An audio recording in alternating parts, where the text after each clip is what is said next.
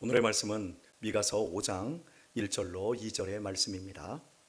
딸 군대여, 너는 때를 모을지어다. 그들이 우리를 애워쌌으니 막대기로 이스라엘 재판장에 뺨을 치리로다. 베들레헴 에브라다야, 너는 유다 족속 중에 작을지라도 이스라엘을 다스릴 자가 네게서 내게로 나올 것이라. 그의 근본은 상고의 태초에니라. 아멘. 오늘 본문에 특이한 표현이 하나가 있습니다. 딸 군대여. 하나님이 이스라엘을 향하여서 딸이라고 하는 표현을 이미 4장 13절에서 썼습니다. 딸 시온이여. 이렇게 하나님은 이스라엘을 당신이 가장 사랑하고 아끼는 딸로서 이야기를 했습니다. 그런데 5장 1절로 들어오면서 이 딸 뒤에 군대여 말씀하고 있습니다. 하나님의 백성된 정체성을 군대라고 하는 것은 굉장히 익숙한 표현입니다. 출애굽한 이스라엘 백성들을 향하여서 하나님은 나의 군대라고 말씀을 하셨고, 그 뒤부터 계속해서 여호수아 시대를 지나든지 또 왕정 시대 때에도 적들과 싸울 때 하나님은 이스라엘을 당신의 군대라고 표현을 했습니다. 그런데 딸과 군대라고 하는 이스라엘의 정체성이 같이 합한 단어로서, 한 단어로서 말한 것은 오늘 본문이 처음이 아닌가 싶습니다. 말 그대로 이 딸 군대라고 하는 것을 생각을 해보면 여자로 이렇게 뭉쳐진 군대이거든요.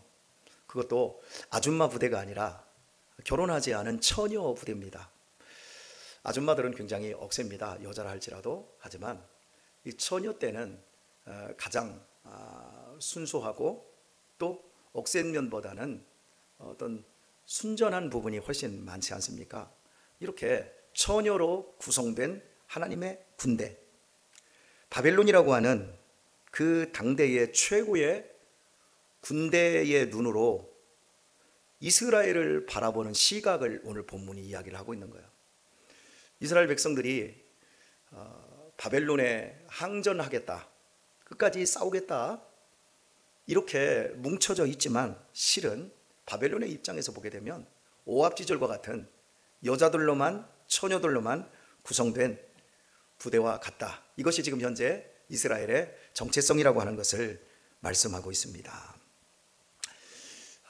여기에서 우리는 이스라엘의 이 정체성이 딸임과 동시에 군대라고 한다면 이스라엘의 군사력은 사실은 이스라엘 자체에게서 나오는 것이 아닙니다. 철저하게 하나님에게 의존되어 있을 때만 그들은 강할 수가 있습니다. 아들과 딸이 있습니다. 그러면 아버지 입장에서는 아들들은 아들이기 때문에 좀 거칠게 다루지만 딸은 다르거든요. 더 살감하게 다루지 않습니까? 하나님께서는 이스라엘을 아들이라 말하지 않고 딸이라고, 그리고 군대라고 이야기하고 있습니다. 이 딸 군대로 구성된 이스라엘 백성들의 강함과 약함은 하나님에 의해서 결정이 되어집니다. 하나님의 사랑받는 딸로 있을 때는 하나님께서 철저하게 이스라엘을 지키시고 그들을 그 누구도 건드리지 못하게 막아주셔서 최고의 군대가 되어집니다.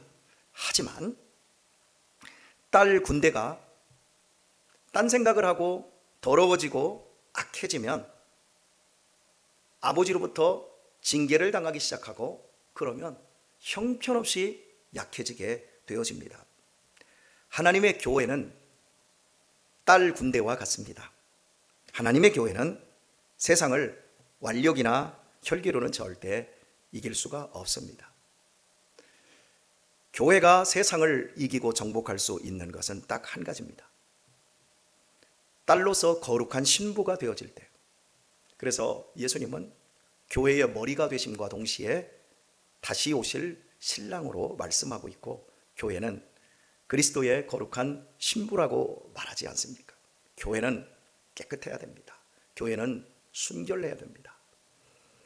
예수님을 신랑으로 둔 그 정체성답게 교회는 깨끗하고 또 아름다워야 합니다. 그러면 하나님이 세상 바벨론과 같은 어떤 군대로부터도 하나님은 이 교회를 지켜주시고 세상을 정복하는 이 일에 빛과 소금으로 아름답게 쓴다라는 사실입니다.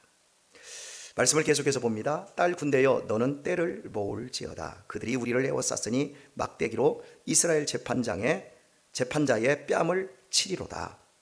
그들이 우리를 에워쌌다라고 하는 표현부터 살펴보도록 하겠습니다. 바벨론의 군대가 그들입니다. 바벨론의 군대가 유다를 에워쌉니다. 나중에 이제 펼쳐지는 전쟁 그 내용을 보게 되어지면 바벨론의 군대가 쳐들어와서 예루살렘 성을 에워싸 버립니다. 그리고 굶겨 죽이는 아사 작전을 펼칩니다. 일반적으로 성이 적들에 의해서 포위되는 것, 이런 것은 드문 일입니다. 군사력이 너무나도 현저히 쳐들어온 적보다 약할 때 되어지는 건데, 이렇게 되어졌을 때 이스라엘 백성들은 어마어마한 고통을 당하게 되는 것이고, 그리고 이 모든 책임은 이스라엘을 튼튼하게 만들어야 될 지도자들의 잘못으로 빚어진 겁니다. 그래서 5절의 1절 본문에서 그들이 우리를 에워쌌으니 막대기로 이스라엘 재판자의 뺨을 치리로다. 여기서 이 재판자들은 이스라엘을 통치하는 사람들을 의미합니다. 그들을 막대기로 뺨을 친다. 보통 우리가 학교 다닐 때 이게 매를 맞지 않습니까? 지금은 그렇게 하면 굉장한 모독이 되어지고 또 그런 일들을 용납을 하지 않겠지만, 제가 어린 시절 학교를 다닐 때는 폭력 사회였기 때문에 선생님들이 학생들의 뺨을 때리는 일이 비일비재했습니다. 저 역시도 뺨을 참 많이 맞았습니다. 어떤 부위보다도 수치스럽고 치욕이 느껴지는 것은 뺨입니다. 엉덩이, 종아리, 허벅지, 손바닥 여러 군데를 맞았지만 선생님이 왼쪽 볼때기를 잡고 오른쪽 볼을 때릴 때 그것은 정말 큰 모욕이지요. 하나님께서 바벨론의 군대에 의하여 예루살렘 성을 포위하고 지도자들의 뺨을 치겠다라고 하는 이 말씀의 의미는 일반 백성들을 괴롭히기 위함이 아니라 유다의 무능하고 교만한 지도자들을 징계한다라는 겁니다.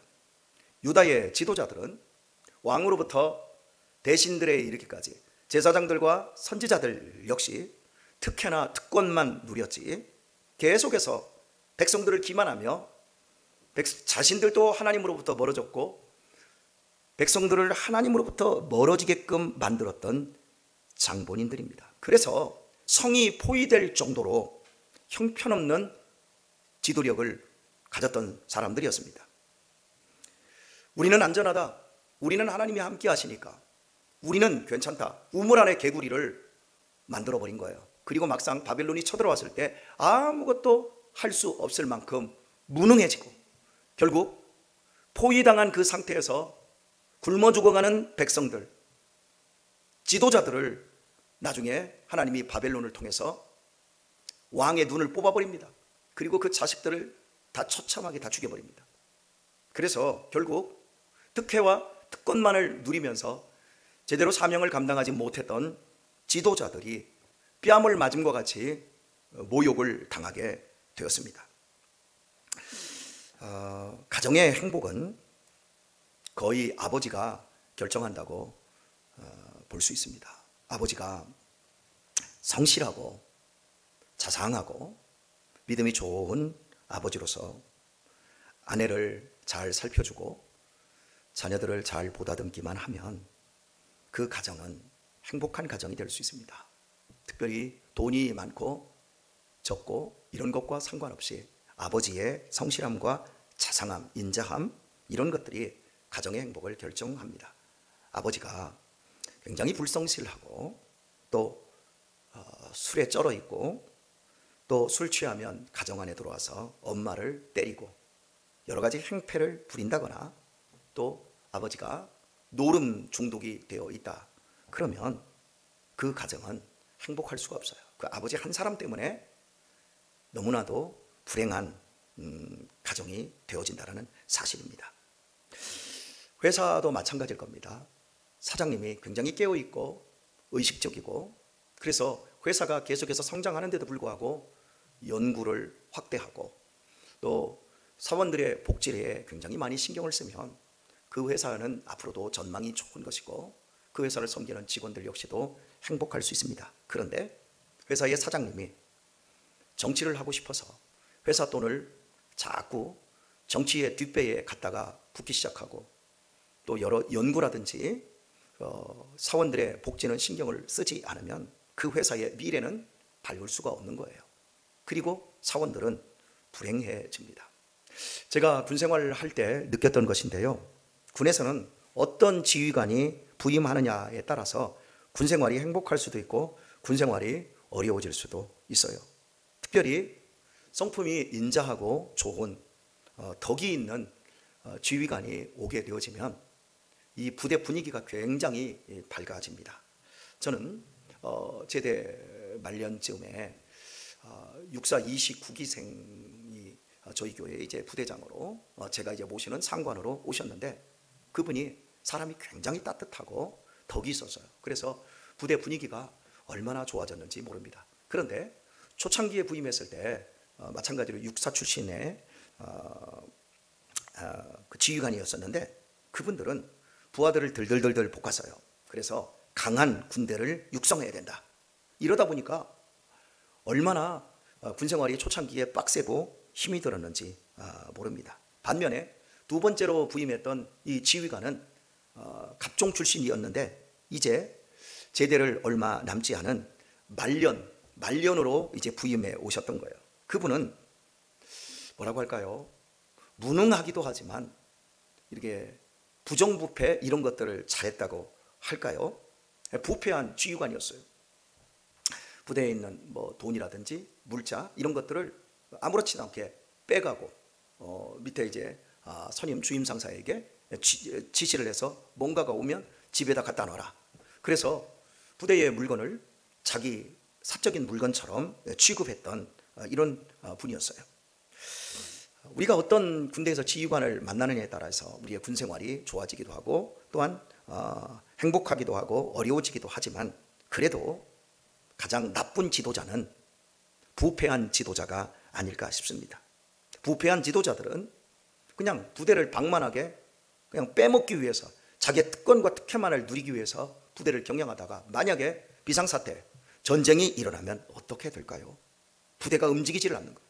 훈련도 안 돼 있을 뿐더러 군대에 있는 물자 같은 걸 모두 다 쏙쏙 빼가 버리니까 나중에는 보급 자체가 안 되니까 싸울 수가 없는 거고 결국 다 몰사할 수밖에 없는 이런 그 단초를 제공하는 것이 부패하고 무능한 지도자일 겁니다. 바로 우리 6.25 전쟁 전에 우리나라의 일선의 그 지휘관들이 거의 대부분 이런 사람들이었어요. 그래서 그 지휘관들의 무능과 부정부패들을 너무나도 이렇게 만연되어 있었기 때문에 초창기의 전쟁에 대비할 수 있는 힘이 없었던 거였습니다.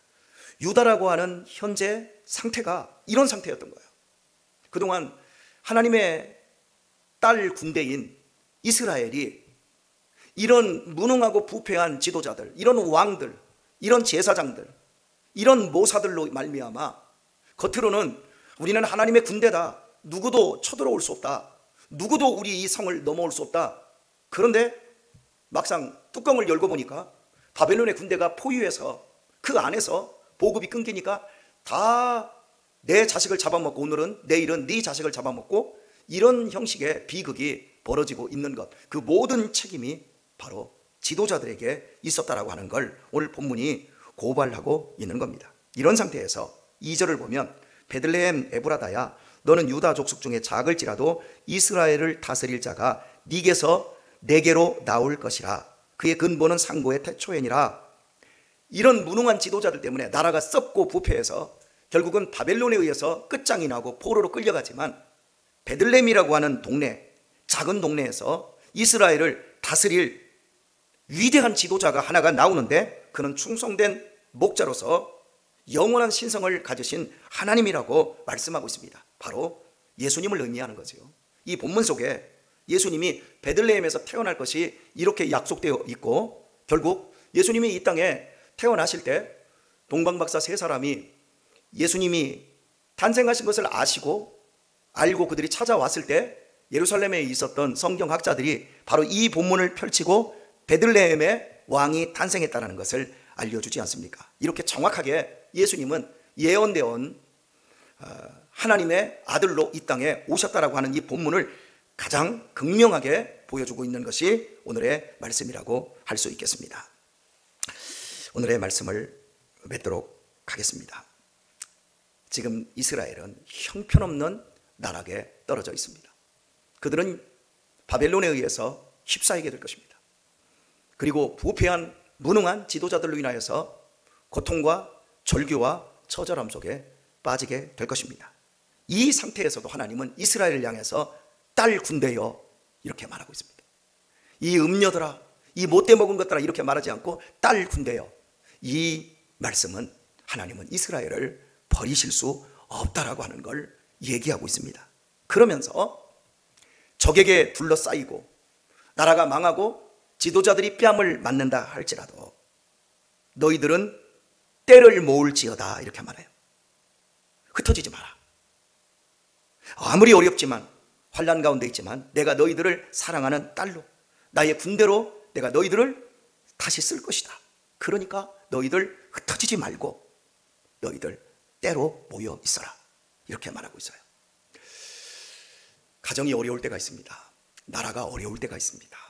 회사가 어려울 때가 있습니다. 그때 어렵다고 마음들이 쫙쫙 찢어져서 뿔뿔이 흩어지면 가정도 해체되고 나라도 끝장나고 회사도 완전히 도산하고 마는 겁니다. 그러나 그런 어려울 때일수록 가정 안에서 아버지가 잘못됐어도 자녀들이 엄마를 중심으로 서로 사랑하고 도와주고 우애하며 하나가 되기만 한다면 그 어려움은 얼마든지 이겨낼 수 있죠.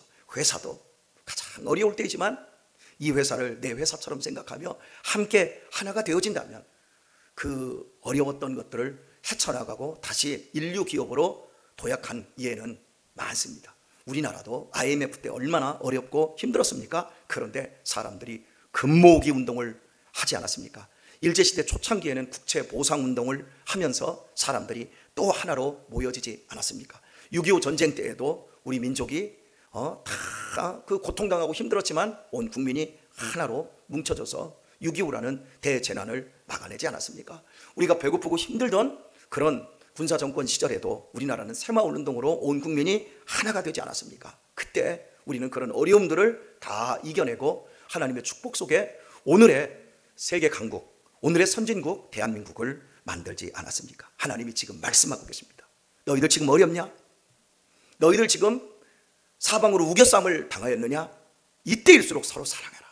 이때일수록 내가 너희들을 사랑하는 딸이라는 걸 기억하고 내가 너희를 강한 군대로 다시 한번 쓸 것을 바라보면서 너희들 때를 모으며 너희들 서로 하나가 되어라. 하나님이 우리의 가정에, 우리 교회에, 우리들의 삶의 현장에 지금 이렇게 말씀하고 있습니다. 하나님의 말씀에 순종하여 우리의 정체성이 하나님의 사랑받는 딸이라는 걸 기억하시고 또한 우리의 또 다른 정체성이 하나님의 군대라는 걸 기억하시고 아무리 어렵고 아무리 우겨쌈을 당한다 할지라도 우리의 지도자들이 뺨을 맞는 수치를 당한다 할지라도 하나님이 우리를 통해서 이루실 비전이 있다는 걸 기억하시고 그 안에서 순종하셔서 승리하고 또 승리하는 우리 성도님들 다 되시기를 예수님의 이름으로 축원드립니다.